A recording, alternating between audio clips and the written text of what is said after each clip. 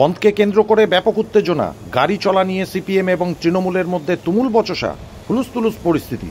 10টি কেন্দ্রীয় ট্রেড ইউনিয়নের ডাকে চলছে ভারত বন্ধ। মূল্যবৃদ্ধির প্রতিবাদ সহ একাধিক ইস্যুতে এই বন্ধ ডাকা হয়েছে।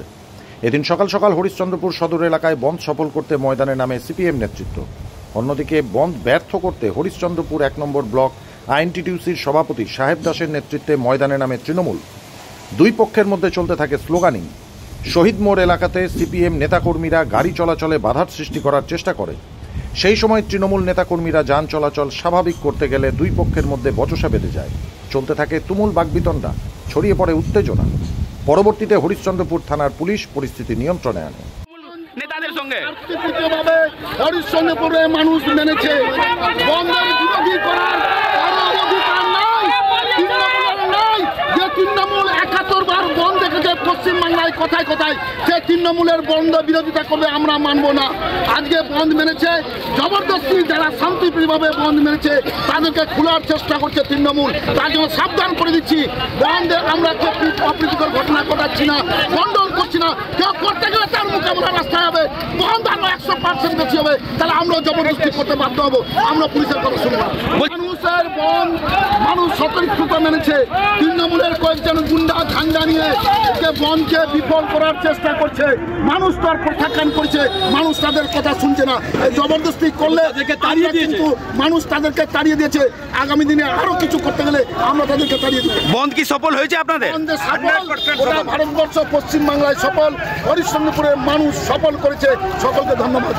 আজকে সিপিএম এর হারমাত বাহিনীরা বাংলা বন্ধের ডাক দিয়েছে। সেই বন্ধের বিরোধিতায় আমরা হরিশ্চন্দ্রপুর ব্লক 1 আইএনটিটিউসি কমিটির সব আমরা যারা নেতৃত্বরা এবং কর্মীরা আমরা আছি, আমরা সেই বন্ধ রুখতে আমরা আমাদের মুখ্যমন্ত্রী মাননীয় মমতা বন্দ্যোপাধ্যায়, আমাদের দলের সুপ্রিমো এবং আমাদের সেনাপতি অভিষেক বন্দ্যোপাধ্যায়ের নির্দেশে আমরা আজকে রাস্তায় নেমেছি। যেন গাড়ি ঘোড়া যেভাবে সচলাচল হয়, দোকানপাট যেভাবে খুলে সেভাবে স্বাভাবিক, যেন মানুষের তারা যেন নিজের অধিকার থেকে বঞ্চিত না হয়, তারা যেন নিজের কাজ করে যেন খেতে পারে। আজকে গরিব মানুষ যারা দিন আনে দিন খাটে তারা কি করবে?